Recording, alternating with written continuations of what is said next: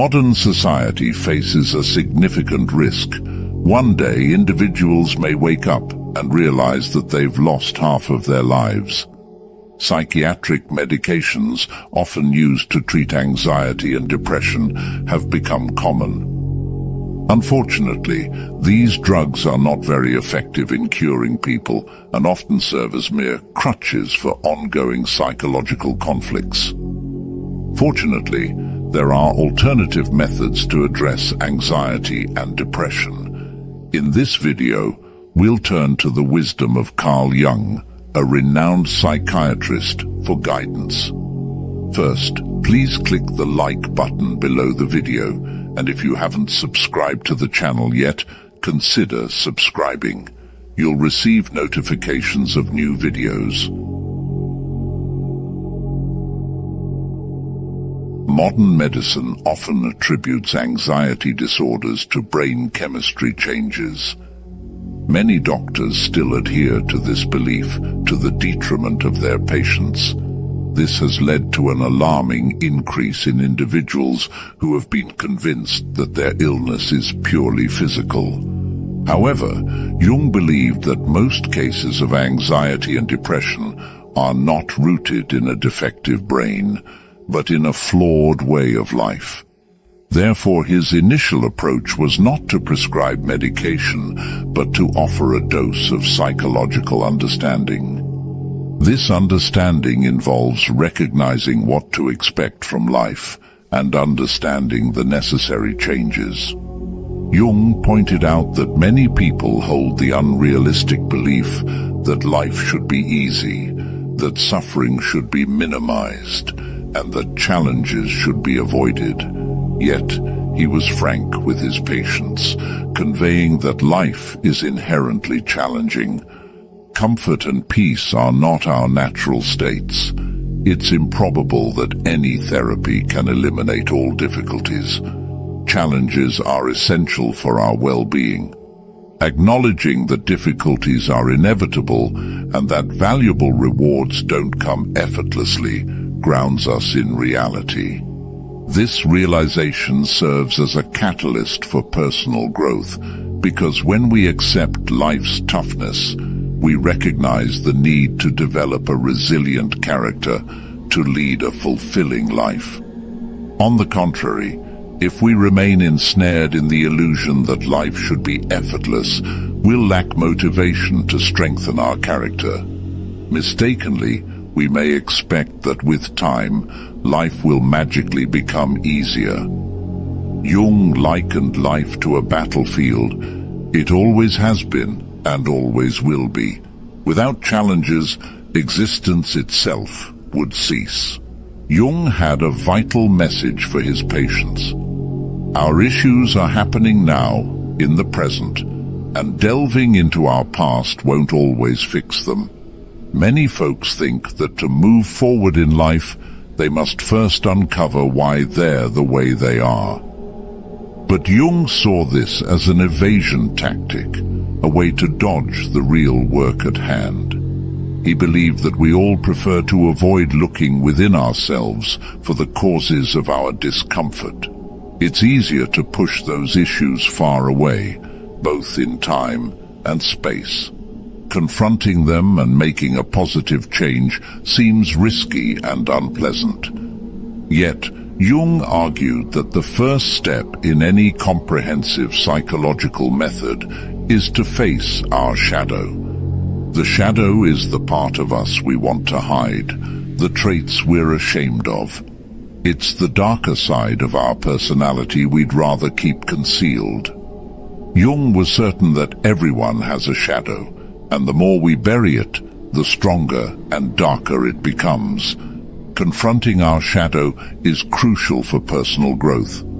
By acknowledging our flaws, we gain control over them. As Jung put it, anything conscious can be corrected, but anything that escapes the unconscious is beyond the reach of correction. The shadow holds not only flaws, but also qualities that can enrich our lives.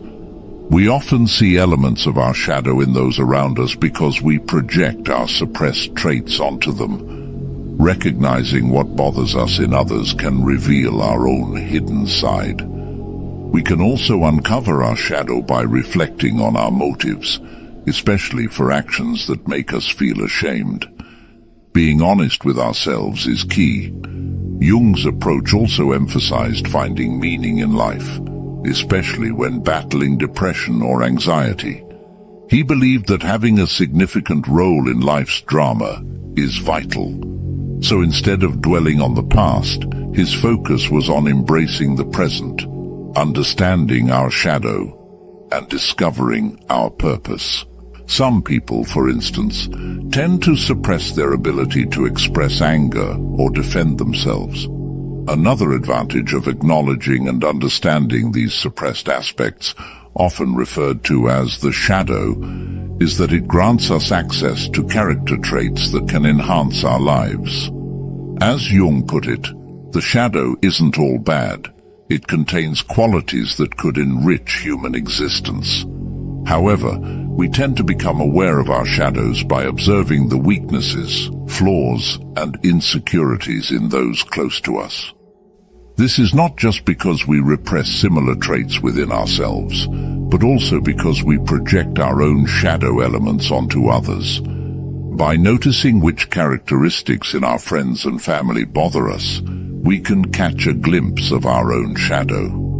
Another way to bring the shadow into our awareness is by reflecting on the motives behind our actions, especially those we feel ashamed of, and being open to self-critique when necessary. As Jung pointed out, often the only thing preventing us from seeing our shadow is our ability to be honest with ourselves. Alongside increased awareness of the shadow, another crucial aspect of Jung's therapeutic approach was helping his patients find meaning in their lives. Jung believed that when someone is deeply depressed or overwhelmed by anxiety, finding a significant role in life's drama is vital. To illustrate this, consider an encounter Jung had with the chief of a Pueblo tribe in the early 20th century.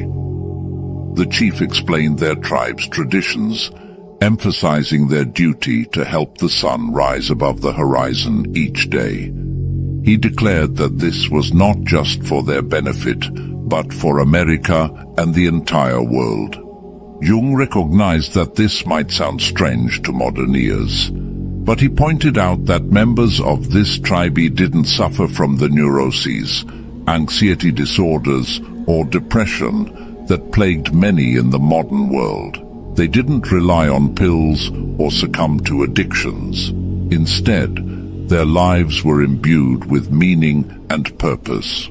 Jung described them as having a natural and complete dignity, in contrast to a Western woman he met who was constantly on the move, seeking but never truly finding what she was looking for. I was amazed when I gazed into her eyes. They held the look of someone desperately searching for meaning, like a cornered animal. She was possessed by this relentless quest, and I wondered why. It became clear that her life was painfully mundane, devoid of purpose. If she were to vanish today, it would leave no mark, for she felt like nothing. This compulsive search infects many in the Western world. Some hop from one fate to another, others chase romantic partners, and some are obsessed with money, prestige, or recognition. But beneath these varied pursuits lies a common motivation: escaping the emptiness of their existence. They're trying to fill a void that can't be filled with possessions or experiences, as Jung explains. Jung tells us that this void can only be filled by knowing that we're living a meaningful life. Imagine if she could say, "I am a daughter of the moon, and every night I help the moon, my mother, rise above the horizon." Her life would transform, filled with meaning for herself and all of humanity. This sense of purpose brings inner peace. When people feel like actors in the divine drama of life, That's the only thing that truly gives meaning to their existence. Everything else, like a career or raising children, pales in comparison. It all boils down to this: does your life have meaning? Jung isn't suggesting we all adopt Pueblo mythology. Instead, he's highlighting the suffering that stems from a lack of meaning in many lives. For those seeking to break free from anxiety or depression, the task is to discover this meaning. We must find a way to justify our existence, whether through religion, contributing to values like justice or community, or creative acts. It's up to each of us to uncover how we can play a meaningful role in life's divine drama. Those who succeed will define their own future, but for those who fail, years or even decades of senseless suffering and endless seeking await them. As Jung said, "I only care about the fulfillment of what is in each individual. That is the true problem." So, let's work towards helping our own metaphorical moon rise above the horizon and find our own unique path to a meaningful life. Thank you for reaching the end, and I hope this reflection has been insightful. If you're new here, consider subscribing to the Stoic community. See you soon.